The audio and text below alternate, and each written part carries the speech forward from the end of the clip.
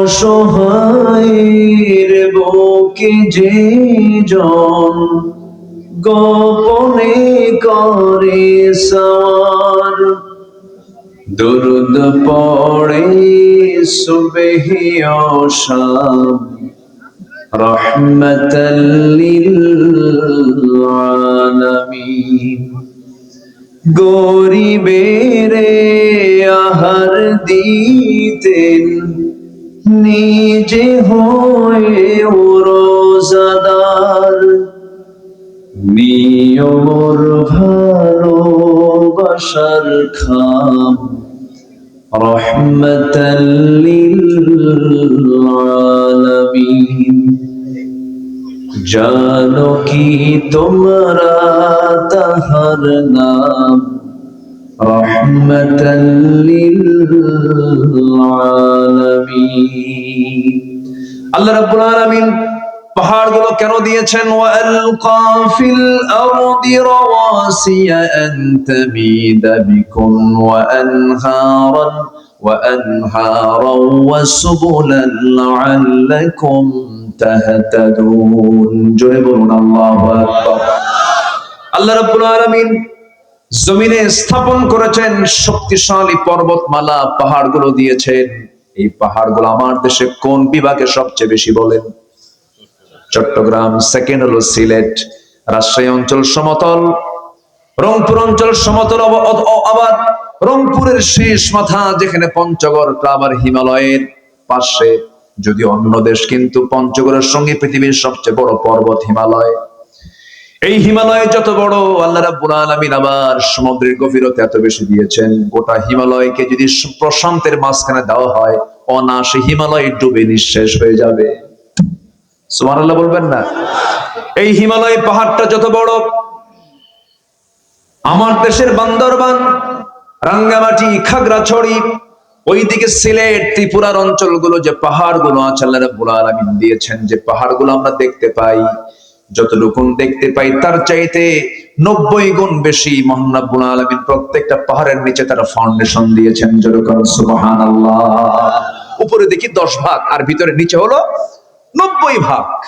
আল্লাহ রাব্বুল আলামিন বলেন, ظهر الفساد في البر والبحر بما كسبت أيدي الناس। জমিনে যত ফাসাদ আমরা দেখতে পাই, বিপর্যয় দেখতে পাই, সব বান্দার হাতের কামাই। জিনা করবেন, সুদ খাবেন, বাদ্যযন্ত্রের প্রচার প্রসার ঘটাবেন, গজব নাজিল করবেন, চিল্লায় বলেন কে? এই জন্য সমাজ থেকে হারাম কাজগুলো যদি বন্ধ হয়ে যায়, জিনার কাজ যদি বন্ধ হয়ে যায়, আল্লাহ পাক জিনাকে হারাম করলেন, বিয়েকে হালাল করলেন। কেন? জিনা মানে হলো অনিয়ন্ত্রিত, আর বিয়ে হলো নিয়ন্ত্রিত। জিনা মানে হলো সমস্ত রোগ, সমস্ত অসুখ সৃষ্টি হওয়া, আর বিয়েটা হলো রহমত। যেরকম সুবহানাল্লাহ। ওয়ালাউ আন্না আহলাল কুরা আমানু واتقوا لفتحنا عليهم بركات من السماء والأرض। জোরে বলুন আল্লাহু আকবার। নামাজ যদি চালু হয়ে যায়, যাকাত যদি চালু হয়ে যায়, আমি আল্লাহ ঘোষণা দিলাম, আসমানের সমস্ত রহমত বরকতের দরজা আমি তার জন্য খুলে দেব, সেই জনপদে খুলে দেব। যেরকম সুবহানাল্লাহ। কার কথা? আসতে বলবেন না, কার কথা? আল্লাহর কথা। আমার বন্ধুগণ, নেক আমল হচ্ছে সবচেয়ে আমার বড় টার্গেট। জীবনে যেন গুনার পরিমাণটা বেশি না হয়, পরিকল্পিত যেন কোনো গুনাহ না হয়। গুনাহ হবে না কেন? আমি মানুষ না? মানুষের গুনাহ আছে না নাই? গুনাহ নাই কার? ফেরেশতার। বলেন গুনাহ নাই কার? আমরা কি ফেরেশতা না মানুষ? বলেন ফেরেশতা না মানুষ? কিন্তু দাম কিন্তু মানুষের বেশি। দাম মানুষের বেশি। ফেরেশতার দাম কেমনে হবে? কারণ ফেরেশতার গুনাহ করার যোগ্যতাই নাই, সে গুনাহ করবে কেমনে? কিন্তু বান্দার গুনাহ করার যোগ্যতা থাকার পরও আল্লাহর ভয়ে সে গুনাহ করে না, এই জন্য বান্দার দামটা বেশি। আমার বন্ধুগণ, সবচাইতে সফল জীবন হলো যে বান্দার জীবনে গুনাহ কম, নেক আমলের পরিমাণটা বেশি। তবে গুনাহ কিন্তু প্ল্যান করে করা যাবে না, হঠাৎ করে হয়ে যেতে পারে। কিন্তু হঠাৎ করে হয়ে যাওয়ার সঙ্গে সঙ্গে ভালো বান্দা যারা চোখের পানি ফেলে দিয়ে আল্লাহর কাছে বলবে, আল্লাহ আমাদের মাফ করে দাও। রাত যখন গভীর হয়ে যাবে কি করবে? والذين يبيتون لربهم سجدا وقياما والذين يقولون ربنا اصرف عنا عذاب جهنم إن عذابها كان غراما إنها ساءت مستقرا ومقاما জোরে বলুন আল্লাহু আকবার। রাত যখন গভীর হয়ে যাবে সব বান্দা ঘুমিয়ে পড়বে। আল্লাহর যারা খুব কাছের বান্দাগুলো তারা করে কি, তারা মনে করে আল্লাহ তোমার জন্য প্রথম আকাশে এসেছেন। কোন আকাশে? রাত গভীর হলে আল্লাহ পাক প্রথম আকাশে চলে আসেন। আল্লাহ আছেন হলো 7 আকাশের উপরে, তিনি চলে আসেন 12টার পরে প্রথম আকাশের কাছে। আল্লাহু আকবার বলেন। কার জন্য আসে? কার জন্য? আমার জন্য।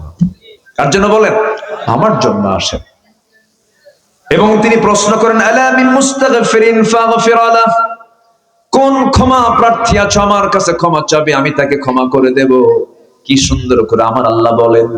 এই জন্য আমার বন্ধুগণ 5 ওয়াক্ত নামাজ তো পড়বই আমরা, একটা ওয়াক্তের নামাজ কখনো বাদ দেব না, তার নাম হলো তাহাজ্জুদ। যে ব্যক্তি তাহাজ্জুদকে কন্টিনিউ করবে তার 5 ওয়াক্ত নামাজ কখনো কাজা হবে না। তাহাজ্জুদকে আমরা কন্টিনিউ করব। আল্লাহর সঙ্গে সম্পর্ক না সৃষ্টি হলে পরে কখনোই আমি এই দুনিয়ার জীবনে শান্তি পাবো না। হয়তো ভাববেন টাকা থাকলে শান্তি, বউ থাকলে শান্তি, সমাজের নেতা হয়ে গেলে শান্তি না। আপনি চলে যান তাদের কাছে, কোথাও শান্তি পাবেন না। শান্তির জায়গা একটা হলো কার জিকির। আসতে বলবেন না, কার জিকির। আল্লাহ রাব্বুল আলামিন বলেন, ومن أعرض عن ذكري فإن له معيشة ضنكا ونحشره يوم القيامة أعمى قال رب لم حشرتني أعمى وقد كنت بصيرا। এই আয়াতটা আমাকে দারুণ ভাবে ভাবায়। মাঝে মাঝে আমি অস্থির হয়ে যাই, একটা যখন পড়ি আমার কাছে কেমন যেন লাগে। আল্লাহ পাক খুব শক্ত ভাষায় বলেছেন। আল্লাহ বলছেন, যে বান্দা আমার জিকির থেকে আমাকে স্মরণ না করে যে বান্দা নিজেকে দূরে রাখবে, আমি তাকে কিয়ামতের দিন আমি তাকে অন্ধ করে তুলবো, আর দুনিয়ার জীবনটা আমি তার জন্য সংকীর্ণ করে দেব। দুনিয়ায় কোনো শান্তি থাকবে না, অশান্তির আগুনে দাউ দাউ করে জ্বলবে। বউ থাকবে শান্তি নাই, টাকা থাকবে শান্তি নাই, পয়সা থাকবে শান্তি নাই, সন্তান থাকবে কাঁচা খাবে। কি বুঝতেছেন কি আপনারা? অশান্তির আগুনে দাউ দাউ করে জ্বলবে, আমি তার শান্তি উঠায় নেব এবং তাকে কিয়ামতের দিন অন্ধ করে তুলবো। যখন বান্দা বলবে, আল্লাহ আমি তো চক্ষুওয়ালা ছিলাম, আল্লাহ বলবেন, তুই চক্ষুওয়ালা ছিলি, তুই আমাকে দুনিয়ার জিন্দেগিতে যেমন করে ভুলে গেছিস, আজকের দিন ওয়াকাযালিকাল ইয়াউমা তুনসা, আজকের দিনও তোকে আমি ভুলে গেলাম। আল্লাহ যদি সেই দিন ভুলে যান, শুধু বিপদ না মহাবিপদ, শুধু বিপদ না মহাবিপদ, মহাবিপদ হয়ে যাবে। সেই মহাবিপদ থেকে বাঁচার জন্য আমার আল্লাহর জিকিরটা কখনো এক মুহূর্তের জন্য বাদ দেওয়া যাবে না। একজন খলিফার কথা হঠাৎ করে মনে হয়ে গেল। সেই খলিফার নাম হচ্ছে ওমর ফারুক রাদিয়াল্লাহু তাআলা আনহু। কয় নাম্বার খলিফা? বলেন কয় নাম্বার? কয় নাম্বার? 2 নাম্বার খলিফা ছিলেন। বহুদিন আগে, আজ থেকে 20 বছর হবে প্রায়, এক মাহফিলে বললাম, ওমর ফারুককে চিনেন কে? সামনে থেকে একজন দাঁড়ায়, ছোট্ট একটা ছেলে দাঁড়ায় বলে, আমি চিনি। কে? আমাদের বাড়ির দোতলায় ভাড়া থাকে। আমাদের দোতলায় ভাড়া থাকে। এটা কি ভাড়া থাকে ওমর? আমি ছোট্ট ছেলেটাকে বললাম, তুমি 100তে 100 পাইছো, তোমার বুদ্ধি যতদূর উত্তর ততদূর। এই ওমর তো সেই ওমর নন, অর্ধজাহানের খলিফা, যার ব্যাপারে মহাত্মা গান্ধী বলেছেন, ভারতের মহাত্মা গান্ধী পর্যন্ত বলতে বাধ্য হয়েছে, অশান্ত পৃথিবীকে শান্ত করার জন্য মুসলমানদের মতো একজন ওমর দরকার পৃথিবীতে। আল্লাহু আকবার। পৃথিবীর সব শরণ মাইনাস হয়ে যাবে। ছেলে আমার আপন না, মেয়ে আমার আপন না, বাপ মা ভাই বোন যা কিছু দেখছি সব এগুলো প্রতারণা। একদিন মরে যাব, সব আমাকে ভুলে যাবে, আমিও সবাইকে ভুলে যাব। পৃথিবীর সবকিছু ভুল, পৃথিবীর সবকিছু মুছে যাবে, কিন্তু যিনি আমাকে কখনো ভুলবেন না, ভুলতে পারেন না, তিনি কখনো আমাকে ছাড়বেন না, তিনি আমার, চিল্লায় বলুন কে? আমাকে বেশি সবচেয়ে ভালোবাসেন কে? চোখ চালায় দেন কে? কান চালান কে? মুখ চালান কে? হাতটা চালান কে? পাটা চালান কে? এই বডির মধ্যে যে রক্তগুলো আছে, রক্তগুলো সুন্দর করে ছাঁকায় দেন কিডনি দিয়া, তিনি আমার কে? মালয়েশিয়া সফর ছিল, এক বন্ধু আমার, নাম মমিন নাম, সালাম দিলাম, বন্ধু কেমন আছো? হাতটা ধরেই দেখি কবজির এখানে একটা মেশিন লাগানো। বললাম, বন্ধু এটাকে মেশিন এখানে কেমন যেন করে, কি হয়েছে? সে কেঁদে ফেললো, কেঁদে ফেলে বলছে, শত শত কোটি টাকার মালিক আল্লাহ পাক আমাকে বানিয়েছেন, কিন্তু দুটা কিডনি আমার নাই। আমি আল্লাহকে বলি, আল্লাহ সব সম্পদ তুমি আমার থেকে নিয়ে নাও, কিডনি দুইটা ভালো করে দাও। সপ্তাহে তাকে 4 দিন হসপিটালে যেতে হয়, কিডনি ডায়ালিসিস করার জন্য যেতে হয়, ডায়ালিসিস মেশিনে নিতে হয়। রক্তগুলো ডায়ালিসিস না করলে সে মরে যাবে, যা কিডনি করে তার দুনিয়ার মেশিন দিয়ে করতে হয়। দুনিয়ার মেশিন, ডায়ালিসিস মেশিনটার ওজন হলো 100 কেজি। আর আল্লাহ রাব্বুল আলামিন তার চেয়ে উন্নত মানের মেশিন দিয়েছেন আমাদের দেহের মধ্যে দুইটা, একটা দিলেও চলতো, দুটো কিডনি দিয়েছেন। দুটো কিডনির ওজন হলো মাত্র 200-400 গ্রাম, আর ডায়ালিসিস মেশিনের ওজন হলো 100 কেজি। আল্লাহ পাক 200 গ্রামে যা দিয়েছেন, আর বান্দার 100 কেজিতেও তাও নাই। যেরকম সুবহানাল্লাহ। যদি এমনটা হয়ে যেত, যদি এমনটা হতো, আল্লাহ আমাকে দুনিয়া থেকে পাঠায়া দিলেন, যা তুই দুনিয়াতে যা, এরপর আকাশ থেকে 100 কেজি দুইটা কিডনি পাঠায়া দেব, ধানের বস্তা নেব না কিডনির বস্তা নেব? কত বেকায়দা হয়ে যেত। আল্লাহ বলছেন, বান্দারে এমন সুন্দর করে সৃষ্টি করেছি, তোর বডির মধ্যে সব প্ল্যান করে সুন্দর মতো ব্যালেন্স করে বানায় দিয়েছি। আল্লাযী খালাকাকা ফাসাওয়াকা ফাআদালাক। আল্লাহু আকবার। এই যে চোখ, এই যে কান, এই যে নাক, এই যে গলা, ইএনটি ডাক্তারের কাছে যান নাটোরে, একটা নাকের ডাক্তার, কানের ডাক্তারের কাছে গিয়ে বসেন। ডাক্তার যদি আপনাকে বোঝানো শুরু করে, পদ্মা, মেঘনা, যমুনা যত বড়, তার চাইতে বড় আল্লাহ পাক এই চোখ কান নাক বানায় দিয়েছেন। জোরে বলেন সুবহানাল্লাহ। এই চোখের মধ্যে আল্লাহ পাক শুকনা করেছেন না ভিজা করে দিয়েছেন? শুকনা, চোখের পানি আছে না নাই?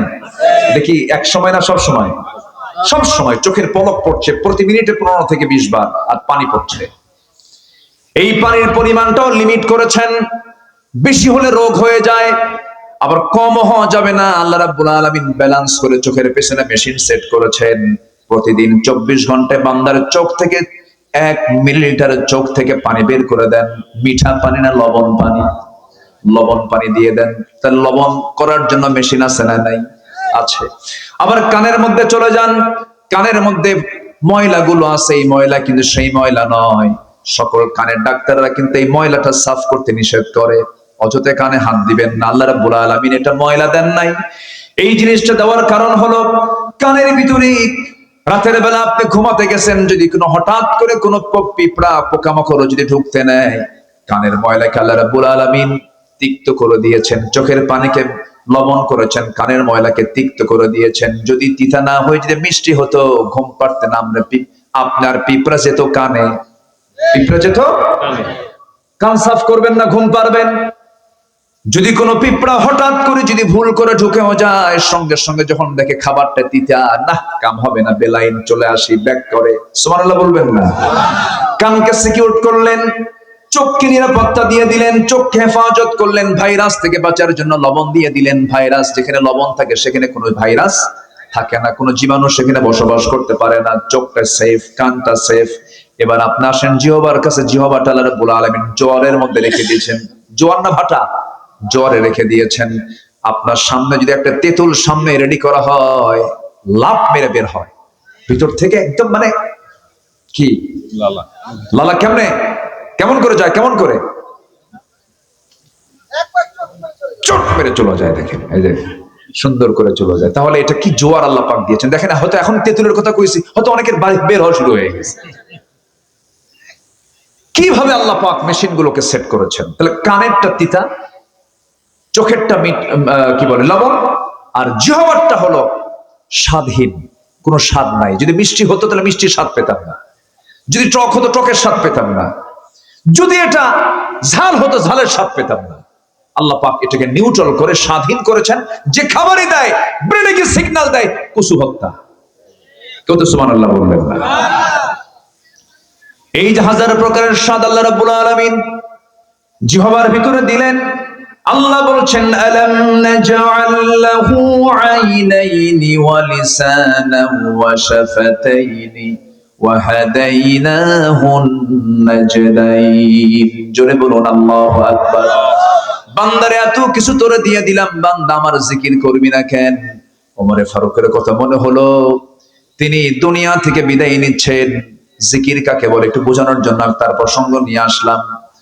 সারা জীবন তিনি দোয়া করেছেন, আয় রাব্বুল আলামিন আল্লাহুম্মা রযুকনি শাহাদাতান ফি সাবিলিক ওয়াজআল মাউতি ফি বালাদি রাসূলিক। তিনি সারা জীবন দোয়া করেছেন, আল্লাহ তুমি আমাকে শহীদের দরজা দান করো, আর নবীর শহরে তুমি আমার মৃত্যুটা দিয়ে দিও।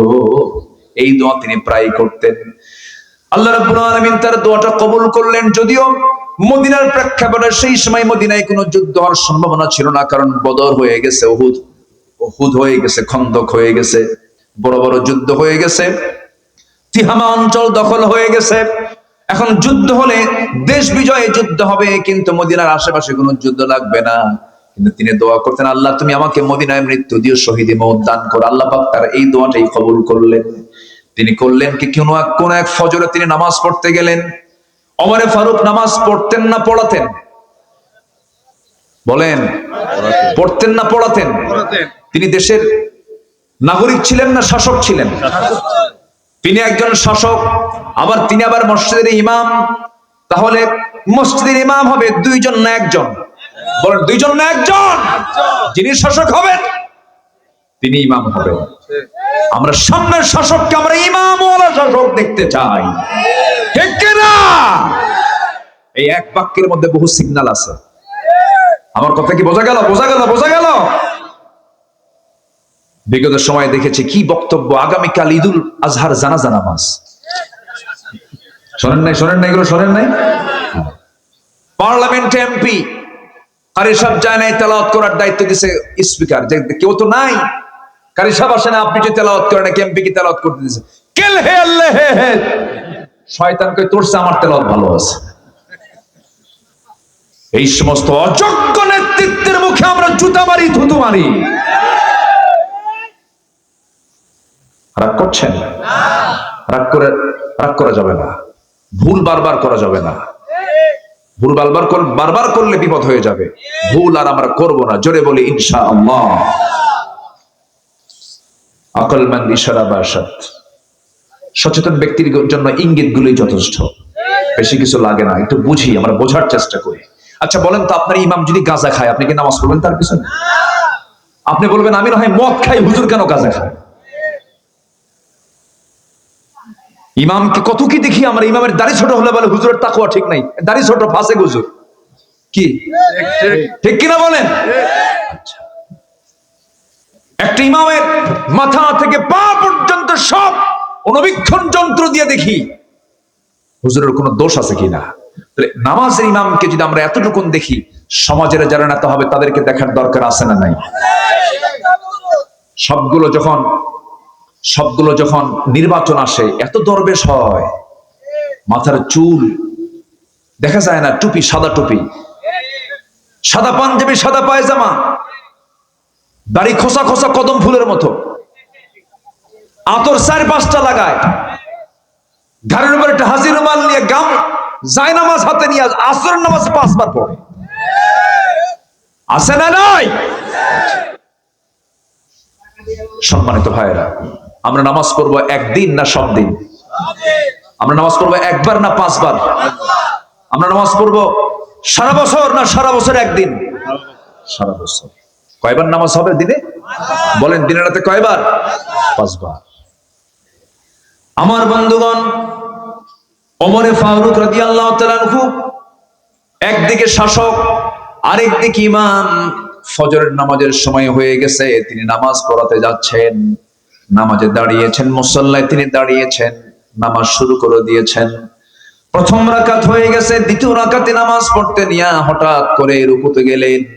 এক শত্রু এসে তার ডান দিকে এসে তার পেটের মধ্যে চাকু ঢুকায়া দিল।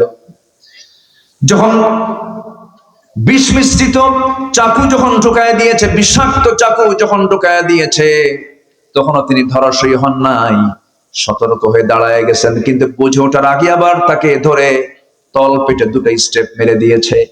ভুঁড়ি আংশিক বের হয়ে গেছে ওমর ফারুক রাদিয়াল্লাহু আনহু। তিনি আর নিজেকে নিয়ন্ত্রণ করতে পারলেন না। রক্তাক্ত অবস্থায় তিনি মসজিদে নববীর ভিতরে পড়ে গেলেন। যখন তিনি পড়ে গেলেন, এই সময় সেন্স ছিল না কয়েক ঘন্টা। সেন্স ফিরে পেলেন, সকালবেলা হয়ে গেল। চোখটা মিলেই দেখেন তার কলিজার টুকরার সন্তান আব্দুল্লাহর সামনে দাঁড়ানো। আব্দুল্লাহকে দেখে বলছে, আব্দুল্লাহ রে কান্দো কেন? কেঁদো না, আমার জন্য পানি আনো তো। এক গ্লাস পানি আনা হলো। এক গ্লাস পানিটা ওমর ফারুক দেখেই বলছেন, আব্দুল্লাহ এই পানি কিসের জন্য এনেছো? আপনার পানির জন্য এনেছি, আপনি পান করুন। না রে আব্দুল্লাহ, আমার কোনো তৃষ্ণা নাই, আমার তৃষ্ণা হলো ফজর নামাজ তো হয় নাই, ওযুর পানি নিয়ে এসে দাও। যেরকম সুবহানাল্লাহ। এটার নাম জিকির। এটার নাম কি বলে? জিকির। ওযুর পানি এনে দাও। ওযুর পানি এনে দেওয়া হলো। কষ্ট করে তিনি ওযু বানালেন। ভুঁড়িটা বের হওয়া, গামছা দিয়ে ভুঁড়িটা বাঁধলেন, গামছা দিয়ে পেটটা বাঁধলেন। নামাজে দাঁড়ায় গেছেন, কিন্তু পারলেন না, মাথা চক্কর মেরে পড়ে গেলেন। শুয়ে ইশারা করে নামাজটা পড়ার পরে বলছে, আব্দুল্লাহ কেঁদো না, কান্দো কেন? তোমার বাবার তো সারা জীবনের দোয়া আজকে কবুল হয়ে যাচ্ছে। তোমার বাবার দোয়া হলো আমি যেন শহীদ হয়ে যেন মদিনায় যেন মারা যাই। আজকে আমি বড় ভাগ্যবান। আমাকে যে আঘাত করেছে সে কোনো মুসলিম নয়, সে একজন অগ্নি পূজক, আবু লুলু মাজুসি। সে আমাকে অ্যাটাক করেছে। আমি একজন অগ্নি পূজকের হাতে শহীদ হয়ে যাচ্ছে। আমি আল্লাহর দরবারে জানুন কৃতজ্ঞ। আল্লাহ, তুমি আমাকে শহীদের কাতারে শামিল করে নিও। আব্দুল্লাহ, তুমি আমাকে হাসি মুখে বিদায় করে দাও। এই কথা বলি বলছেন, আব্দুল্লাহ কেন্দ্র না কাব্বা, আপনার জন্য ডাক্তার নিয়ে আসছি। ডাক্তার সামনে বসে গেলেন। ডাক্তার বসেই বলতেছে, আমিরুল মুমিনিন, আপনার জন্য আমি এক গ্লাস দুধ এনেছি, আপনি পান করুন। বিসমিল্লাহ বলে তিনি দুধ পান করলেন, কিন্তু দুধটা পেটের মধ্যে থাকলো না, স্টমাকে রাখতে পারলেন না, কারণ পেটটা ফুটো হয়ে গেছে। ফুটো পেট দিয়ে সব দুধগুলো বাইরে বের হয়ে গেছে। ডাক্তারের জিহ্বায় কামড় মেরে বলছেন, ইন্না লিল্লাহ, আমরা কিছুক্ষণের মধ্যে আমরা খলিফাতুল মুসলিমিনকে হারায় ফেলবো, তিনি আর বাঁচবেন না। কোনো উপায় নাই। ওমর ফারুক মুস্কি মুস্কি হাসি মেরে বলছেন, ওরে ডাক্তার, তুমি আমাকে বাঁচাবা কেমনে? তুমি তো আমাকে আর বাঁচাতে পারবে না, কারণ নাকের মধ্যে ওমর জান্নাতের ঘ্রাণ পাওয়া শুরু করেছে। জোরে বলেন সুবহানাল্লাহ। আরো জোরে বলেন সুবহানাল্লাহ। সাইয়েদনা ওমর ফারুক রাদিয়াল্লাহু তাআলা আনহু এরপরে বলছেন, আব্দুল্লাহ, আমার জীবনের একটা বড় শখ। 2 বছর আগে আমার হাতে আমার ভাই বকরকে নবীর কবরের পাশে তাকে শোয়া দিলাম। তার কত বড় ভাগ্য, সৌভাগ্য, আমার নবীর পাশে সে ঘুমাচ্ছে। আমার বড় শখ, আমি নবীর পাশে ঘুমাবো, কিন্তু জায়গা তো আমার না। জায়গার মালিক হচ্ছেন আম্মা জান আয়েশা সিদ্দিকা রাদিয়াল্লাহু তাআলা আনহা। তিনি যদি আমাকে না দেন, আমি কেমন করে যাব, কেমন করে সেখানে ঘুমাবো? আব্দুল্লাহ, একটু যাও তো, আমি রক্তাক্ত অবস্থায় পড়ে আছি, আমি যেতে পারছি না, তুমি একটু গিয়ে বলো আমার আব্বার এই অবস্থা, আপনার কাছে এই প্রস্তাব দিয়ে আমাকে পাঠিয়েছে। তার কলেজের টুকরা আব্দুল্লাহ গিয়ে যখন এই জাতীয় প্রস্তাব যখন দিয়ে ফেললেন, আম্মা জান আয়েশা চোখের পানিতে সয়লাব হয়ে গেছেন, কাঁদতে কাঁদতে বেকারার হয়ে গেছেন। আহারে, অর্ধ জাহানের শাসনকর্তা ওমর ফারুকের মতো মানুষ আমার কাছে সামান্য একটা জায়গার জন্য আবদার করতেছে। আমার কবরের জায়গাটা আমি বিশ্বজাহানের খলিফা ওমর ফারুকরে দান করে দিলাম। আমার বন্ধুগণ, এই ছোট্ট ইতিহাস থেকে আমি যে বিষয়টা বোঝাতে চাচ্ছিলাম, যত কিছু হোক না কেন সবাইকে ভুলবো, কিন্তু ভুলবো না যাকে। তিনি আমার, চিল্লায় বলুন কে? কাকে বলা যাবে না? সবচেয়ে শ্রেষ্ঠ সৎ আমল, নেক আমল হলো এই নেক আমলটা। আল্লাহকে যদি জিকির করি, আল্লাহকে যদি স্মরণ করি, আল্লাহর আইন কানুন যদি মেনে চলি, আমার দ্বারা কখনো খারাপ কাজ হতে পারে না, আমার দ্বারা কোনো অন্যায় কাজ হতে পারে না। কারণ আমার জীবনের সবচাইতে বড় রাজ সাক্ষী যিনি, তিনি আমার কে? আমার অন্তরের খবরটাও রাখেন কে? আল্লাহ তাআলা। কোরআনের আলোকে এই নেক আমলের 10টা শ্রেষ্ঠ ফলাফল একটাও এ পর্যন্ত বলি নাই। নাম্বার 1 একটু শিখে নেই। আল্লাহ রাব্বুল আলামিন বলছেন, যারা সৎকর্ম করে দুনিয়া থেকে বিদায় নেবে, তাদের 1 নাম্বার ফলাফল হলো আল্লাহ তাদেরকে ভালোবাসবেন। যেরকম সুবহানাল্লাহ। তাহলে আল্লাহর ভালোবাসা পাওয়ার জন্য কোন আমল লাগবে বলেন? বা বলেন সৎ আমল না বদ আমল? বনের সম্পত্তি মেরে খাওয়া ভালো কাজ? হ্যাঁ? এই এলাকায় কি বনের সম্পত্তি মেরে খায়? হ্যাঁ, খুব কম। খুব কম নাকি না খুব বেশি? খাওয়ার পরিমাণ কম না বেশি বলেন? খুব বেশি। গ্রামের মাতব্বরও দুষ্ট কম না, বুঝলেন? মাতব্বরদের আগে কানে কানে বলে আসে, শোনেন বিচারটা এটা করে দিবেন। ঘুষও খায়, এ আছে না নাই? পার্থিব স্বার্থকে প্রাধান্য দিতে গিয়ে আপনি বনের সম্পত্তি বন যা পেত তার ব্যবস্থা না করে আপনি মিথ্যা একটা ফায়সালা দিয়া বনকে মাহরুম করলেন। আপনি বিচারক হয়ে আপনাকে জাহান্নামে যেতে হবে। ভাইগুলো চালাক কি? বনের সম্পত্তির উপরে লাগানো ধান, সেই ধান বিক্রি করে ওমরায় যায়। কই যায়? ওমরায় যায়। ওমরায় যায় আজোয়া খেজুর কেনে, জমজম পানি সবকিছু নিয়ে বনের জন্য আবার এক ভরি স্বর্ণের চেন দিয়া, 2 ভরি স্বর্ণের চেন নিয়ে চলে আসে। ভাবে যে একটু বনকে দেই, বন পাবে 1 কোটি টাকার জায়গা। আর বনের জন্য কিনছে একটা চেন আর আজোয়া খেজুর আর জমজম পানি আনছে। জমজম পানি এনে আজোয়া খেজুর এনে বাড়িতে ঢোকার সঙ্গে সঙ্গে বনকে ফোন দিয়ে বলে, বন কোথায় আছো? তাড়াতাড়ি আসো, আমি তোমার জন্য, আমি তোমাকে দেখার জন্য ব্যাকুল, তাড়াতাড়ি আসো। বন বনকে ডেকে আনে, বনকে পাশে বসায় বলে, বোন আমার, মক্কার যে জায়গায় বসেছি তোমার জন্য দোয়া করেছি, মাতাফে বসেছি দোয়া করেছি, হেরাম বেদে তোয়াফ করেছি দোয়া করেছি, মক্কায় দোয়া করলাম, মদিনায় দোয়া করলাম, তোমার জন্য এই আজওয়া খেজুর আনছি, তোমার জন্য জমজম কুবের পানি আনছি, আর সোনার মদিনা থেকে তোমার জন্য সোনার একটা চেন নিয়ে আসছি। বোন মাথাটা নিচু করে তোমাকে পড়ায় দেই। বোন তো দারুণ খুশি, ভাই আমাকে খুব ভালোবাসে। চেন টেন পড়ায়া দিয়া খেজুর আর আজওয়া আর জমজম পানি খাওয়ায় দেবার পাশে বোনকে বসায় বলে, বোন একটা কথা বলবো। কি ভাই বলো? একটা কথা বলবো, রাগ করবা না তো? না, অংশ নিলে কিন্তু ধ্বংস হয়। কত বড় বদমাইশ! তাহলে এতক্ষণ ধরে সে যে ওমরার প্ল্যানে গেছে ওমরা করতে, এই যাওয়া আসার মূল টার্গেট হলো কি বলেন? বনে ফাঁকি দেওয়া। ওর হজ কবুল হবে? ওর হজ কবুল হবে? ওর ওমরা কবুল হবে? একটা বিষয় মাথায় রাখবেন, যত কিছুই হোক না কেন কার হক যেন আমার দ্বারা নষ্ট না হয়। এটা সবচাইতে খারাপ আমল, এটা যেন না হয়। এমনকি আমার কথাই যেন কেউ কষ্ট না পায়, তাহলে আমি তার হক নষ্ট করলাম। এমনকি যার জন্য আমি গীবত করছি তার হক আমি নষ্ট করে ফেললাম। আল্লাহ পাক তাকে মাফ করবেন না। মাফ করবেন কখন? যখন আপনি ওই ব্যক্তির কাছে গিয়ে বলবেন, ভাই আমি অমুক দিন তোমার নামে গীবত করছিলাম, তুমি আমাকে মাফ করে দিও, আল্লাহ আপনাকে মাফ করে দিবেন। যেরকম সুবহানাল্লাহ। এই জন্য হক সম্বলিত কোন অপরাধ নিজের জীবনে বাস্তবায়ন করা যাবে না।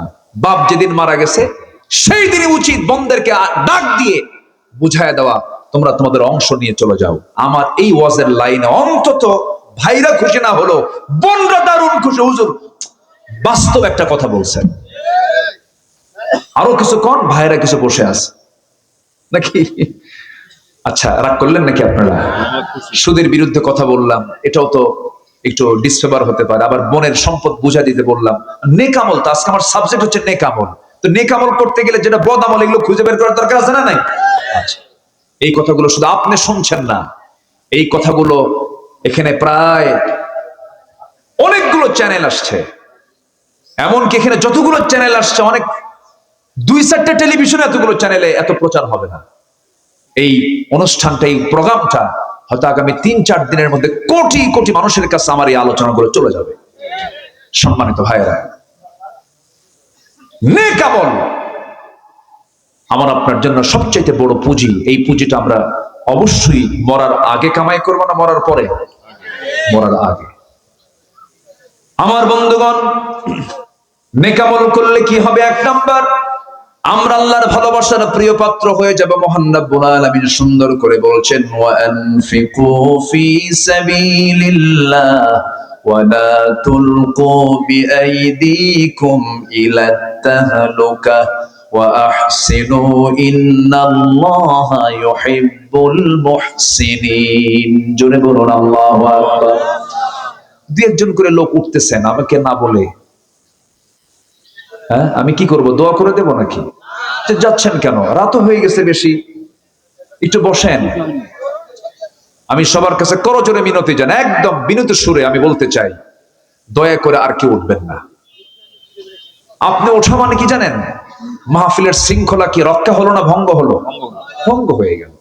এটা কিন্তু খেলাফ, আদবের খেলাফ। আমি যোগ্য কেউ না, আমি নিজেকে খুব আমি মনে করি আমি অযোগ্য, আমার সেই যোগ্যতা নাই, নগণ্য হলাম আমি আল্লাহ। কিন্তু আমাকে আপনারা চেয়ারে বসায় দিয়েছেন, তাহলে আমি এই মঞ্চে বসে আছি, আমি কথা বলছি। বলুন তো উচিত কার আগে ওঠা? আপনার আগে ওঠা না আমার আগে ওঠা? বলেন তো। আমার আগে উঠতে হবে। আমি যখন উঠবো তখন আপনি উঠবেন, এটা হচ্ছে আদব। এটা কি বলেন তো? আদব। শিক্ষক যদি রুমে ক্লাসেই থাকে আর ছাত্র যদি না বলে দৌড় মারে, এটা কি ভালো ছাত্রের অভ্যাস? বলেন তো এটা কি? একটু বসেন না, কত সময় কত দিকে চলে যায়। একটু বসি আমরা, কষ্ট পেলেন মনে হয় কথায়, একটু বসেন। আর আধা ঘন্টা না হয় 1 ঘন্টা, এই তো কত সময় এদিক সেদিক চলে যায়। এতগুলো কথা বলা লাগতো না যদি আগে ভাগে ওঠা যেত।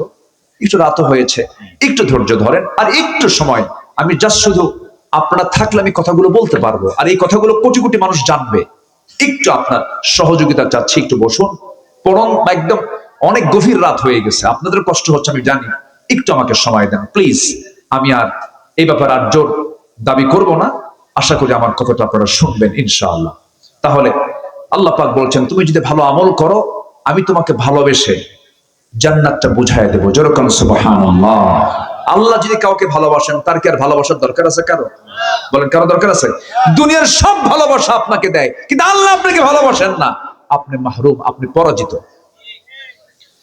আমার বন্ধুগণ, নাম্বার 1 চলে গেল। নাম্বার 2 হলো নেক আমল করলে পরে অফুরন্ত নিয়ামতে পরিপূর্ণ জান্নাত আল্লাহ পাক আমাকে আপনাকে দিবেন। ওয়াবাশশিরিল লাযীনা আমানু ওয়া আমিলুস সালিহাতি আন্না লাহুম জান্নাতিন তাজরি মিন তাহতিহাল আনহার। জোরে বলুন আল্লাহু আকবার। আল্লাহ রাব্বুল আলামিন যেখানে জান্নাতের বর্ণনা করেছেন, সেখানেই জান্নাতের নহরের কথা বলেছেন। জান্নাতের মধ্যে 4টা ঝর্ণা থাকবে। কয়টা ঝর্ণা বলেন? 4টা ঝর্ণা। মধুর ঝর্ণা, মধুর ঝর্ণা থাকবে, দুধের ঝর্ণা থাকবে, শরাবের ঝর্ণা থাকবে, পানির ঝর্ণা থাকবে। কিন্তু দুনিয়ার পানি পান করলে পরে মানুষ মরে যায়। দুনিয়ার পানি, দুনিয়ার শরাব, দুনিয়ার মধু, দুনিয়ার দুধ পান করলে পরে মানুষ দিনে দিনে বুড়ো হয়ে যায়।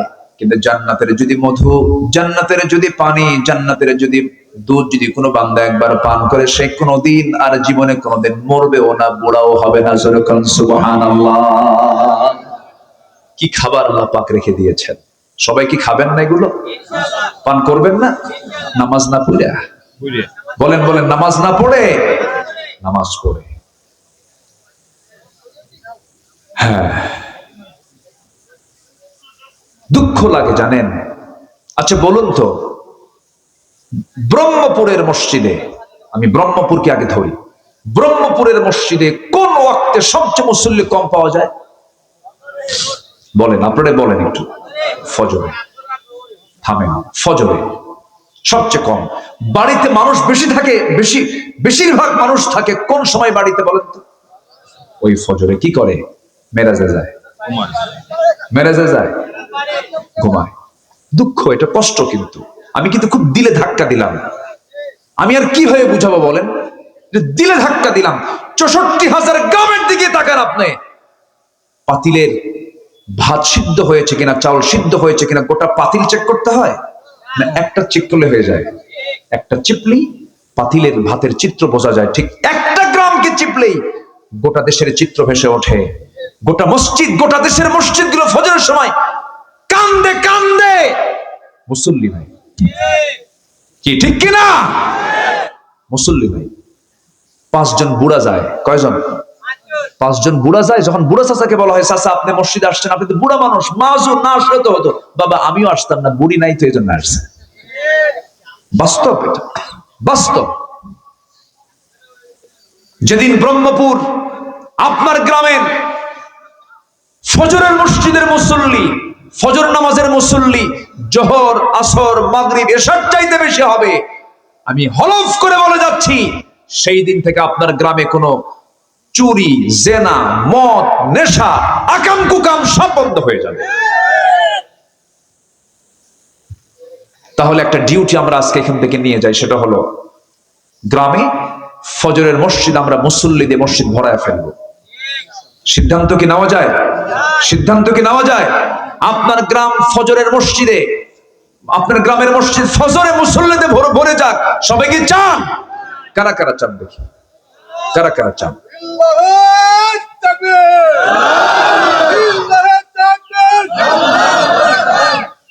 আল্লাহ কবুল করুন। জোরে বলি আমিন। আরো জোরে আমিন, আরো জোরে আমিন। ভাইরে, জান্নাতে যাওয়ার তো একটা পজিশনে আসতে হবে। জাহান্নামে যাওয়ার কারণ কি? কোরআনকে প্রশ্ন করুন, কোরআন বলো তো জাহান্নামে যাওয়ার কারণ কি? কোরআন 1 নম্বরই বলছে, ক্বালু লাম নাকু মিনাল মুসাল্লিন, যারা নামাজ পড়ে নাই তারা জাহান্নামে যাবে। এবং সবচাইতে বেশি শাস্তি কাকে দেওয়া হবে কোরআন বলো তো? আল্লাহ বলছেন, ফাখালাফা মিন বা'দিহিম খালফুন আদাউস সালাত। যে ব্যক্তি নামাজকে নষ্ট করবে, আমি সবচাইতে বেশি শাস্তি আমি তাকে জাহান্নামের মধ্যে দেব। নামাজ কার হক? আসতে বলবেন না, কার হক? এই নামাজ আজকে আমার দেশে মাত্র 5% মানুষ নামাজ পড়ে। এই 5% থাকতো না যদি নামাজ রাষ্ট্রীয় পর্যায়ে কায়েম হয়ে যেত। নামাজি হতো 95%। অতএব সেই নামাজ রাষ্ট্রীয় পর্যায়ে কায়েম হোক। সবাইকে চান? চান কারা কারা? হাত উঁচু করে দেখান মুসলমান।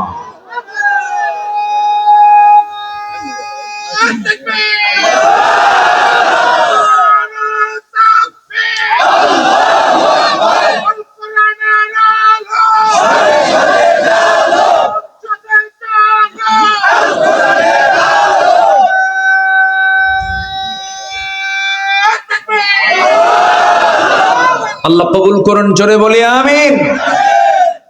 নামাজ পড়তে হবে। আমরা জানি আমরা আমাদের আমল নিয়ে জান্নাত পাবো না, কিন্তু একটা লেভেল তো আছে। নামাজই পড়ে না বান্দা, আল্লাহ তাকে মাফ করবে কেমনে বলেন?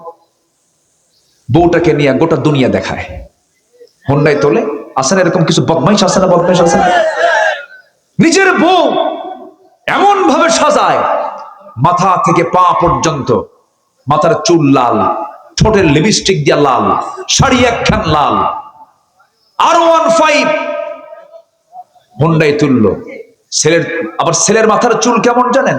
এইদিকে চুল নাই, পিছনে চুল নাই, মাথার উপরে দক্ষিণ তালপট্টির দ্বীপ। এই ডিজাইন পাইছো কোথায় বাবা?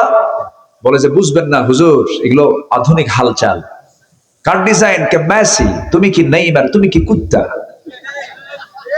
মাথার চুল ঠিক আছে না? হাতে একখান বালাও পরে, কানের দুলও পরে, কোমরে বেল্টের তালা, প্যান্ট এমন পরে টান মারলি খুলে পড়ে।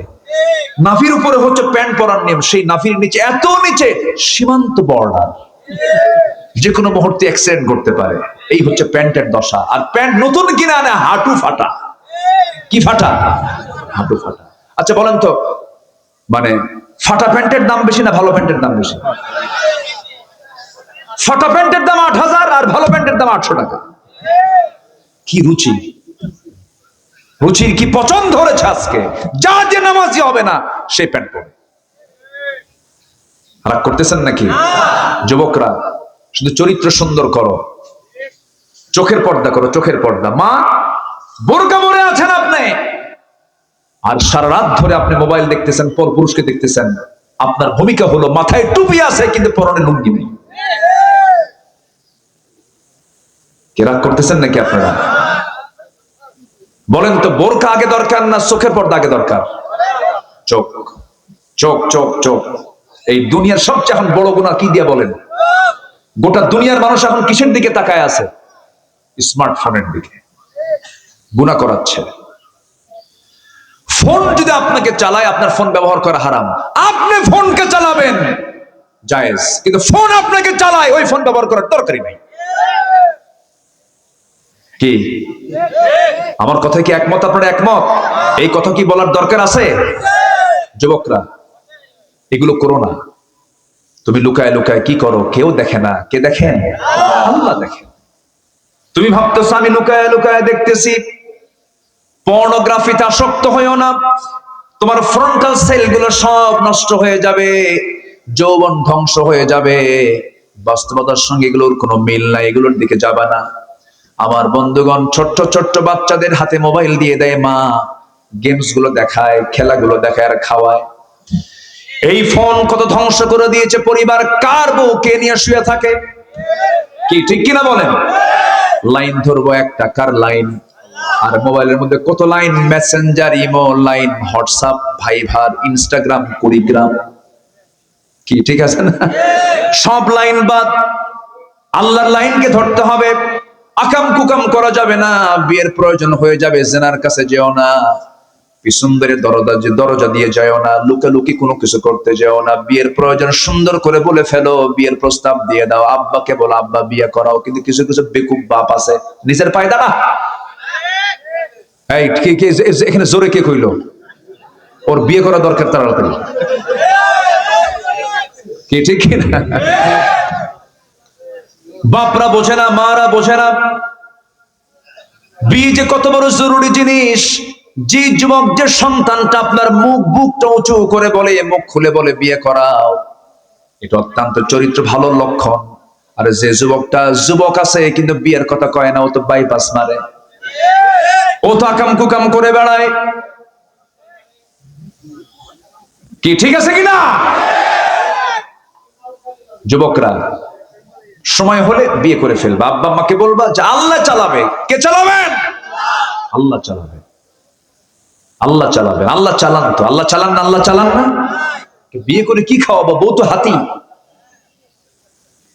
একজনেরটা দুজন ভাগ করে খাবেন, একজনেরটা দুজন ভাগ করে খাবেন। হাদিস আছে না নাই? হাদিস আছে না নাই? একটু মনোযোগ দিয়ে কথাগুলো শোনেন, রাখেন, একটু কান লাগাবেন। আমার নবীজি বিয়ের পক্ষে ছিলেন, বিয়েটাকে সহজ করেছেন রাসূল। আমার নবীজি বিয়েটাকে এত সহজ করে দিয়েছেন। কালো সাহাবী, কি সাহাবী বলেন? কালো সাহাবী। এই কালো সাহাবী নবীর কাছে এসে বলছেন, ইয়া রাসূলুল্লাহ, আমার কি বিয়ে হবে না? রাসূল বললেন, কেন? বহু বিয়ে দেখলাম, বিয়ে হয় না। রাসূল বলছেন, তোমার বিয়ের দায়িত্ব আমি নিলাম। হুজুর, কে? ইবনু ওহাবের মেয়ে আছে, চলে যাও, আমার প্রস্তাব দিয়ে দাও। রাসূল বললেন, সাহাবী বলছেন, না আমি একা যাব না, আমি এমনি এমনি যাব না, দলিল করে দেন। আমার নবীর কাছ থেকে একটা চিঠি লিখিত করে নেওয়া হলো। এই চিঠিখানা নিয়ে মেয়ের বাবার কাছে গিয়ে বলছে, এ মেয়ের বাপ ইবনে ওহাব, এই চিঠিখানা পড়ো, তাড়াতাড়ি ব্যবস্থা করো। দেখছেন কি অবস্থা? মেয়ের বাবা চিঠিখানা পড়লেন, রাসূল চিঠি পাঠিয়েছেন, সম্মানজনক চিঠি। খুব খুশি হয়ে গেলেন। খুশি হয়ে এবার বলছেন, শোনো, আমার মেয়ের কাছে আগে প্রস্তাবটা দেব, আমার মেয়ে যদি পছন্দ করে হয়ে যাবে। এই কথা শুনে, এই কথা বলেই ভিতরে চলে গেছেন। মেয়েটা পাশে দেওয়াল ঘেঁষে ঘেঁষে সব কথা শুনে নিয়েছে। এবার বলছে, মা, তোমার জন্য বিয়ের প্রস্তাব এসেছে, যদি পছন্দ হয় বিয়ে হয়ে যাবে। কিন্তু ছেলেটা কিন্তু কালো, মেয়েটা কাঁদতেছে। এবার বলছে, মা, তুমি যেহেতু কাঁদতেছো, বিয়ে দেব না। আব্বা বুঝতে ভুল করেছেন, নবী যাকে পছন্দ করেছেন সেই পুরুষটাই হবে আমার স্বামী। ওই মহিলাটা দারুণ সুন্দরী ছিলেন, কিন্তু কালো ছেলে রাসূল পাঠায়া দিয়েছেন, তিনি তাকেই পছন্দ করে ফেলেছেন। আজকের সমাজে কিছু মহিলা আছে, একটু সুন্দর চেহারা হলে পরে, স্বামী একটু কালো হলে পরে, দামাক কম না বেশি? আজ থেকে দামাক কম না বেশি? একটু কিছু লাগলেই বলে যে তুমি একটু আয়নার চেহারা দেখো তো, আমার সঙ্গে তোমার যে বিয়ে হয়েছে তোমার 14 গোষ্ঠীর কপাল। আছে কিনা? আছে কিনা? আবার কিছু পুরুষ আছে, বউটা একটু কালো হয়ে গেছে, মনটা খারাপ, নতুন বিয়া করছে, 3 দিন মাত্র বয়স, 4তম দিনে বাচ্চার মতো কান্দে। কান্দিস কেন? সুমনের বউ দেখতে কত সুন্দর, আমার একটা বউ হলো, দেখেন নজর গেছে সুমনের বউয়ের দিকে। আপনার বউ কখনো সুন্দর হবে না যদি আপনার নজর যদি অন্যদিকে যায়। আর আপনার নজর যদি আপনি ঠিক রাখেন, আপনার বউ হবে পৃথিবীর সবচাইতে সুন্দরী নারী। আমার মায়েরা খুব খুশি, ভালো করে কারণ ওদের সব নজর ঠিক নাই। আমরা চোখটাকে ঠিক রাখবো। জোরে বলি ইনশাআল্লাহ, আর জোরে বলি ইনশাআল্লাহ। কষ্ট পাচ্ছেন মনে হয়। আমার নবীজির প্রিয় সাহাবী বাইরে দাঁড়ায় আছেন, মীর বাপ এসে বলতেছে, এই সাদ, তোমার কপাল খুলে গেছে, আমার মেয়ে রাজি, আমিও রাজি। আবু সাদ সালমি বলছেন, আমিও তো রাজি। নবীর কাছে গিয়ে বলছে, হুজুর আজকে সফল, সব কিছু ওকে, বিয়েটা পড়ায় দেন। কে টাকা আছে? কে না তো। কে টাকা না থাকলে বিয়ে করবা কেমনে? হুজুর টাকার দায়িত্ব দিলে আমার বিয়ে হবে না, অতএব সব যখন আপনি করলেন, টাকাটা আপনি দেন, বিয়ে আমি করি। যেরকম সুবহানাল্লাহ। চিন্তা করে দেখেন রাসূল বিয়েটাকে কত ইজি করে দিয়েছেন। নিজের মেয়ে ফাতিমা, বিশ্বনবী রাষ্ট্রনায়ক মুহাম্মদ সাল্লাল্লাহু আলাইহি ওয়াসাল্লাম তার নিজের মেয়েকে বিয়ে দিচ্ছেন। একটা জামাই ছিল ধনী, কে বলেন তো? যেটা ধনী জামাই, ওসমান। এটা এমন ধনী, একদিন রাসূলের কাছে এসে বলতেছে, হুজুর আমার আর ভাল লাগে না, কেন? আপনি দোয়া করেন তো আমার সম্পদ যদি কমে যায়। আচ্ছা, কোন ধনী কি এরকম কয়? বলেন দুনিয়ার কোন ধনী এরকম কয়? উনি বলতেছে যে হুজুর আপনি একটু দোয়া করেন আমার সম্পদ যেন কমে। রাসূল বলছেন, কেন? আমি এত হিসাব আর নিতে পারতেছি না। রাসূল বললেন, তুমি খাও কেমনে বলো তো, তোমার খাওয়ার স্টাইলটা বলো তো। সাইয়েদনা ওসমান বললেন, ইয়া রাসূলুল্লাহ, আমার খাওয়ার সিস্টেম হলো, আমি যদি উটের পিঠে চড়ে থাকি, উটের পিঠটা কিন্তু অনেক উঁচা, সে উটের পিঠে যদি খাইতে বসে, আমি উটের উপর থেকে খাইতে নিয়ে যদি আমার একটা দানাও পড়ে যায়, আমি উটটাকে বসাই, আবার আমি নিজে নেমে সেই দানাটা তুলে ধুয়ে নিয়ে আবার সেটাকে আমি আবার খাই। রাসূল বলছেন, তোমার জন্য দোয়া করে কোনো কাম হবে না, তোমার সম্পদ আরো হবে। সুবহানাল্লাহ। মেয়েকে একটা দিয়েছেন, ধনীর সাথে হয়ে গেছে, সবচেয়ে কাছের মেয়ে, সবচেয়ে অত্যন্ত আদরের দুলালি ফাতিমার জন্য বিয়ের প্রস্তাব আসলো। মদিনার ধনাঢ্য ধনাঢ্য সাহাবীরা প্রস্তাব দিচ্ছেন, রাসূল নট এলাও, হবে না, যাও। সবার প্রস্তাব তিনি আউট করে দিলেন। এবার যার ঘর নাই, বাড়ি নাই, টাকা নাই, পয়সা নাই, নবীর কাছে এসে সামনে আস্তে করে বসে আছেন। রাসূল বলছেন, আলী বসে বসে কি চিন্তা করো, কিছু বলবা নাকি? হুজুর কি বলবো, লজ্জা লাগে। তুমি কি বিয়া করবা নাকি? দিলে করব। সুবহানাল্লাহ। দিলে করব। তোমার কি কিছু আছে নাকি? যা আছে আমার হাতের সাথে। কোথায়? এই যে তরবারি, এই যে ঢাল, আর কিচ্ছু নাই ইয়া রাসূলুল্লাহ। আমার নবীজি বলছেন, তরবারি লাগবে যুদ্ধ করার জন্য, ঢাল ছাড়াও যুদ্ধ হয়, ঢালটা বেঁচে আসো। বিশ্ব নবী তার সবচেয়ে কাছের মেয়েকে বিয়ে দিচ্ছেন, ঢাল বিক্রি করার টাকা দিয়ে মোহরনার টাকা নির্ধারণ করবেন। ঢাল বিক্রি করতে গেছেন, ঢাল বিক্রি করতে গিয়ে কোনো কাস্টমার পান নাই, সামনে দাঁড়ায় আছেন সকালবেলা ওসমান রাদিয়াল্লাহু তাআলা আনহু। আলী তুমি কেন আসছো? ঢাল বিক্রি করব। কেন? বিয়া কার সাথে? আপনার শালীর সাথে। সুবহানাল্লাহ বলবেন। খুব খুশি হলেন, দাও। ঢালটা নিলেন, টাকাটা দিলেন। কিছুক্ষণ পর কিছু দূর যেতে না যেতেই বলছেন, আলী এইদিকে আসো, যোদ্ধার হাতে কি ঢাল না থাকলে মানায় নাকি? ঢালটা তোমাকে দিলাম, আর টাকাও তোমাকে আমি দান করে দিলাম, যাও। চলে গেছেন, নবীর কাছে গিয়ে দাঁড়ায় আছেন, ঢালটা হাতে আছে। রাসূল বলছেন, আলী মনে হয় ঢালটা বিক্রি হয় নাই। হুজুর ঢাল তো বিক্রি হয়েছে। তাহলে ঢাল হাতে কেন? হুজুর আমাকে ঢালটা উপহার দিয়েছে, আবার টাকাও পাইছে, ঢালও পাইছে। কে? ওসমান। লোক আর খুঁজে পাও নাই। যেরকম সুবহানাল্লাহ। বিক্রিটা অন্য কারো কাছে করো, আমি জামাইকে বলতে পারলাম না, তার আগে তুমি ঢোল পিটায় আসলা। আল্লাহু আকবার। রাসূল কত সহজ করে দিয়েছেন। একটা অনড়ম্বরপূর্ণ বিয়ে, কোনো খরচ নাই, কিচ্ছু নাই। আর আজকের সমাজে বিশাল বড় বিয়ে, প্রতিবেশী গরিব দাওয়াত পায় না, আছে না নাই? ওগুলো জানোয়ার, ওগুলো জানোয়ার, ওগুলো। আজকে আমি ভালো কাজ কি এগুলো বুঝাচ্ছি, এই জন্য এগুলো কথাগুলো আসতেছে। আপনি যেদিন মরে যাবেন, ওই ধনী লোক লন্ডন থেকে আসবে না, ওই গরিব প্রতিবেশী আপনার কবর খনন করার জন্য যাবে। গরিবরে দাওয়াত দেয় না, কিছু দিতে পারবে না। বিয়েতে নেবেন কেন আপনি? বিয়েতে কিসের উপর ওপর নেবেন আপনি? যে বিয়ের টার্গেট থাকে আমি খরচ তুলবো, ওই ওলিমা করার দরকার নাই। ঠিক আছে কিনা বলেন? হিসাব করে যে খরচ কত উঠবে, কত দেখছেন? আছে কিনা, আছে কিনা, আছে কিনা, আছে কিনা? উচিত কি জানেন? বিয়ের অনুষ্ঠান যারা করবে, কার্ডে লেখা উচিত বিশেষ দ্রষ্টব্য। বিয়ের অনুষ্ঠানে আসবেন, ওলিমাতে আসবেন, বিশেষ দ্রষ্টব্য, কিচ্ছু বড় নিয়ে আসবেন না, সব অনুষ্ঠান বন্ধ হয়ে যাবে। হ্যাঁ, কার মন খারাপ হবে? ও আচ্ছা আচ্ছা, না না, এটাই বরকত। এটা কি বলেন, এটা কি বলেন? বরকত। রাগ করতেছেন নাকি আপনারা? আলোচনা চালাই, কষ্ট হচ্ছে নাকি আপনাদের? ওমরে কি বলে, আমার নবীজির সামনে আলী বলছেন আলী বিয়ে হয়ে যাবে, ভিতরে গিয়ে বলছেন মা আমি একটা ছেলে ঠিক করছি, তুমি কি পছন্দ করো? আপনার পছন্দ আমার পছন্দ। আল্লাহু আকবার বলে। আর এখনকার মেয়ের বাপরা বলতে পারে কাব্বা তুমি বোঝো কিছু? ছেলে কি করে, মুখে দাঁড়িয়ে আছে, বাবা শিক্ষিত ভালো পরহেজগার নামাজ পড়ে, কাব্বা দাঁড়িয়ে আছে, ও তো চাচা, হিসাব ক্লিয়ার। কাকে পছন্দ মা বলো? কাব্বু ওই জায়গায় একটা ছেলে আছে, মাথার চুলগুলো খুব সুন্দর, কি সুন্দর স্টাইলিস্ট, খুব ভালো। কেমন? ওই যে ওই মার্কা চুল, হাঁটু ফাটা প্যান্ট। আব্বা মাঝে মাঝে একটু বোতল খায়, বোতল আছে না নাই? ইয়াবাখোর গাঁজাখোরকে পছন্দ হয়, ঠিক কিনা? যুবকরা চরিত্র সুন্দর করো, ভালো বউ পাবা। আর চরিত্র কুত্তার মতো করবা, জানোয়ার একটা আসবে তোমার কাছে।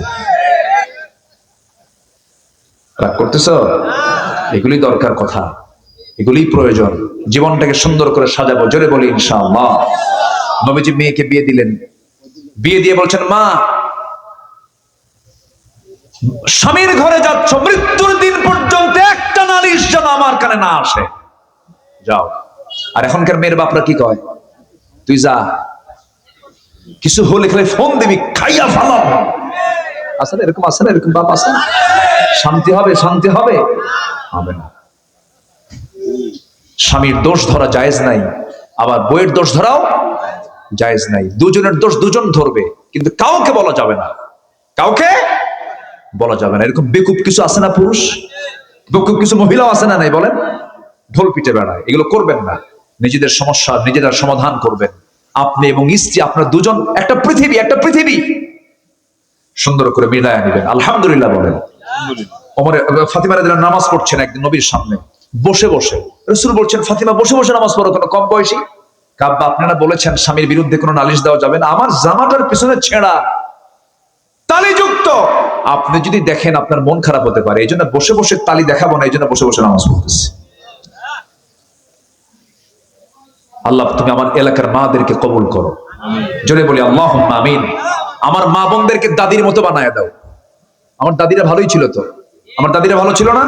আমার দাদিরা ঘুম থেকে উঠতো ফজরে, আর এখন ভাবির ওঠে ঘুম থেকে 11টার দিকে, সব উল্টা পাল্টা। সারা রাত ধরে ওই যে কি দেখে।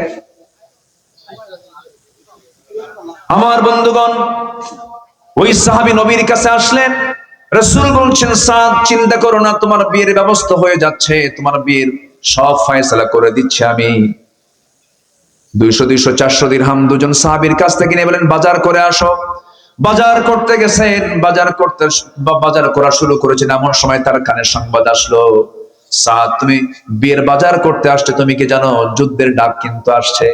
সঙ্গে সঙ্গে সাদ করলেন কি, বিয়ের বাজার বন্ধ করে তিনি যুদ্ধের বাজার করলেন, ঘোড়া কিনলেন, তরবারি কিনলেন, যুদ্ধে চলে গেলেন, শাহাদত বরণ করলেন। বিয়ার হলো না, নবীর কানে সংবাদ আসলো হুজুর সাদ তো দুনিয়াতে নাই। কোন সাদ? যে সাদের বিয়ের কথা গতকালকে ছিল। আমার নবীজি দৌড় মেরে চলে এসে তার লাশটা দেখলেন, মস্তকটা ছিটকে পড়ে আছে, চুলগুলো লম্বা লম্বা, রক্তাক্ত চেহারা হয়ে আছে। রাসূল তার দিকে তাকায়, একবার হাসেন একবার কাঁদেন। সাহাবীরা বলছেন হুজুর আপনি এমন করছেন কেন? রাসূল বলছেন আমি সাদের ব্যাপারে আমি এই জন্য কান্দি, আমি সাদের সব আয়োজন সম্পন্ন করলাম, কিন্তু সাদ তো বিয়ে করতে পারল না, এই জন্য কান্দি। আর সাদের দিকে আমি তাকাই, এই জন্য হাসতেছি, আমি আমার নিজের চোখে দেখতে পেতেছি জান্নাতের হুররা তাকে টানাটানি করে জান্নাতের দিকে নিয়ে চলে যেতেছে। জোরে কান সুবহানাল্লাহ, আরো জোরে বলেন সুবহানাল্লাহ। আমার ভাইরা, কথার তো কোনো থা নাই, বহুদিকে কথা চলে যায়। সবচেয়ে বড় বিষয় হলো আমার জীবন থেকে হারাম কাজগুলোকে আমরা মাইনাস করব, হালাল কাজগুলোকে ইনক্লুড করব, হারাম কাজগুলোকে মাইনাস করে ফেলবো। ভালোবাসবেন কে? আজ ভালোবাসবেন কে? আমরা কি জিনার পক্ষে না বিয়ের পক্ষে? সুদের পক্ষে না যাকাতের পক্ষে? বলেন বলেন বলেন, কিসের পক্ষে? যাকাতের পক্ষে। বেনামাজ না নামাজ? বেনামাজ না নামাজ? সুদ না যাকাত? ভালো কাজের দিকে আমরা নিজেকে প্রস্তুত করে ফেলবো। আল্লাহ সৎকর্মের ফলাফল হলো 10টা, 2টা চলে গেল। সৎকর্মের মাধ্যমে গুনাহ মাফ হয়ে যায়। গুনাহ কি হয়ে যায়? মাফ হয়ে যায়। নাম্বার 4 হলো আল্লাহর তরফ থেকে পবিত্র জীবনের সুসংবাদ হয়। পবিত্র জীবন কাকে বলে? পবিত্র জীবন তো তার যে জীবনকে আল্লাহ রাব্বুল আলামিন জান্নাতের জন্য প্রস্তুত করেছেন। জোরে বলুন সুবহানাল্লাহ। মান আমিলা সালিহাম মিন যাকারিন আও উনসা وهو مؤمن فلنحيينه حياة طيبة জোরে বলুন আল্লাহু আকবার। নাম্বার 5 হলো মহান আল্লাহর রহমত প্রাপ্তির সুসংবাদ। নেক আমল করলে পরে আল্লাহ পাক রহমত দিয়ে ধন্য করবেন। আমরা কি হিসাব দিয়ে জান্নাত পাবো নাকি? হিসাব দিয়ে জান্নাত পাবো? রহমত দরকার কার? কার রহমত দরকার? আল্লাহর রহমত দরকার। একটা ছোট্ট ইতিহাস মনে পড়ে গেল। আমার নবী ইতিহাসটা সাহাবায়ে কেরামের সামনে একদিন বলছিলেন। সাহাবীদেরকে বলেন, ও সাহাবীরা বলবো নাকি? হুজুর বলেন। রাসূল বলছেন, বনি ইসরাইল যুগে 3 যুবক তারা কোন এক সফরে বের হলো। হঠাৎ করে তাদের সামনে বিশাল বড় ঝড় শুরু হয়ে গেল। সেই ঝড়ের কবলে পড়ে গেছেন। এই 3 যুবক পাহাড়ি এক গর্তের মধ্যে গিয়ে তারা আশ্রয় নিল। পাহাড়ি ঢলটা এত তীব্র থেকে তীব্রতর হলো যে উপর থেকে একটা বড় পাথর এসে ওই গুহার মুখে আটকে গেল। গুহার মুখে আটকার সঙ্গে সঙ্গে পাথরটা এত বড়, নড়ার কোনো কায়দা নাই, মরা ছাড়া কোনো উপায় নাই। ওই সময়ে 3 যুবক আল্লাহর দরবারে 3 দিক হয়ে রোনাজারি করতে করতে বেকারার হয়ে যাচ্ছেন। রাসূল বললেন, এক যুবক দোয়া করে, আল্লাহ আমার কাছে একজন লেবার কাজ করতে এসেছিল সকাল থেকে সন্ধ্যা পর্যন্ত, কিন্তু আমি তাকে তার পেমেন্টটা দিতে পারি নাই। বহুদিন পরে সে আমার কাছে আসলো, আমি তার টাকাটা আমি ফেলে রাখি নাই, তার টাকা দিয়ে একটা ছাগল কিনেছি। ছাগল পাল হয়ে গেছে, অনেকদিন পর আসার পর আমি তাকে টাকা না দিয়ে আমি তাকে ছাগল পালটাই দিয়ে দিয়েছি। আমানত রক্ষা করেছে। আল্লাহ এই ওসিলায় তুমি আমাকে এই বিপদ থেকে বাঁচাও। ওই পাহাড়ের গুহার মুখ থেকে পাথর কিছুটা সরে গেল। জোরে বলুন সুবহানাল্লাহ। আরেক যুবক দোয়া করে, আল্লাহ চাচাতো বোনের ঘরে ঢুকেছি, আমি জিনা করব। চাচাতো বোন আমাকে প্রস্তাব দিয়েছে, আমি তার প্রস্তাবের সম্মতি দিয়েছি। কিন্তু হঠাৎ করে চাচাতো বোনের আমি যখন রুমে ঢুকে তার 2 উরুর মাঝখানে বসেছি, জিনা করব, এমন সময় বোনটা আমাকে স্মরণ করে দিল, ও ভাই জিনার কাজে লিপ্ত হয়েও না, আল্লাহ কিন্তু দেখছেন। ওই মুহূর্ত থেকে চট করে আমি বের হয়ে আসছি, তোমার ভয় জিনার কাছে যাই না, আল্লাহ তুমি আমাকে মাফ করে দাও। পাহাড়ের মুখ থেকে পাথরটা আরেকটু সরে গেল। আরেকজন যুবক দোয়া করছে, আল্লাহ কোন জীবনে তেমন ভালো কাজ করতে পারে নাই, তবে এক রাতে বাড়িতে আসলাম গভীর রাতে, বউটা আমার জন্য গরম 1 গ্লাস দুধ দিল। সেই দুধের জন্য আমার মেয়েটাও পাগল হয়ে গেল, সে খাবে। আমি খেলাম না, আমার মেয়েকেও খাইতে দিলাম না। ওই দুধটা দেখি আমার মার কথা মনে হয়ে গেছে। মার ঘরে গিয়ে দেখি মাটা ঘুম, মাকে ডাকলাম না। শেষ রাত্রে মা যখন জেগে গেছে, দুধটা গরম করে বললাম, মা তোমার জন্য দুধ এনেছি, তুমি দুধ খাও। আমি না খেয়ে আমার সন্তানকে না খাওয়ায়া আমি আমার মাকে খাওয়ায়া দিয়েছি, মাকে প্রাধান্য দিয়েছি। আল্লাহ এই বিপদ থেকে আল্লাহ তুমি আমাদেরকে বাঁচাও। এই 3 যুবকের এই প্রার্থনা আল্লাহ রাব্বুল আলামিন মঞ্জুর করে নিয়া সেই পাহাড়ের মুখ থেকে পাথরটা সরায় দিয়ে এই মৃত্যুর হাত থেকে তাদেরকে রেহাই দিয়ে দিলেন। সুবহানাল্লাহ। কয়টা শিক্ষা বলেন? 3টা নেক আমল, একটা হচ্ছে আমানত, একটা কি বলেন? আমানত। নাম্বার 2 হলো পিতামাতার খেদমত। বাপ বড় না মা বড়? হ্যাঁ, কার দাম বেশি? বাপের দাম বেশি না মায়ের দাম বেশি? ভালো করে কম। বাপ মা নামাজে দাঁড়াইছে, ইমামকে আর মুসল্লিকে? ইমাম কে হবে? তাহলে বাপ ইমাম, এখানে তাহলে বাপ আগে।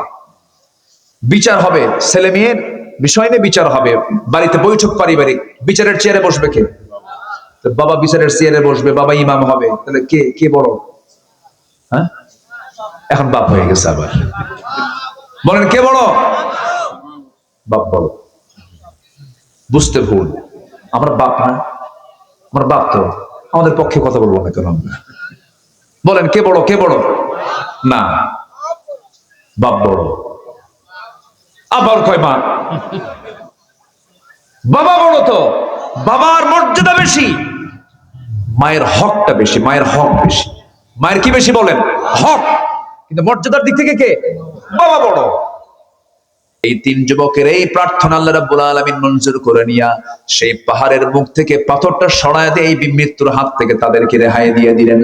সুবহানাল্লাহ। কয়টা শিক্ষা বলেন? 3টা নেক আমল, একটা হচ্ছে আমানত, একটা কি বলেন? আমানত। নাম্বার 2 হলো পিতামাতার খেদমত। বাপ বড় না মা বড়? হ্যাঁ, কার দাম বেশি? বাপের দাম বেশি না মায়ের দাম বেশি? ভালো করে কম। বাপ মা নামাজে দাঁড়াইছে, ইমামকে আর মুসল্লিকে? ইমাম কি হবে? তাহলে বাপ ইমাম, এখানে তাহলে বাপ আগে। বিচার হবে ছেলে মেয়ের বিষয় নিয়ে, বিচার হবে বাড়িতে, বৈঠক পারিবারিক, বিচারের চেয়ারে বসবে কে? বাবা বিচারের চেয়ারে বসবে, বাবা ইমাম হবে। তাহলে কে কে বড়? হ্যাঁ, এখন বাপ হয়ে গেছে আবার। বলেন কে বড়? বাপ বড়। বুঝতে ভুল, আমরা বাপ না, আমার বাপ তো আমাদের পক্ষে কথা বলবো না কেন আমরা? বলেন কে বড়? কে বড়? না, বাপ বড়। আবার কয় মা? বাবা বড় তো, বাবার মর্যাদা বেশি, মায়ের হকটা বেশি, মায়ের হক বেশি। মায়ের কি বেশি বলেন? হক। কিন্তু মর্যাদার দিক থেকে কে? বাবা বড়।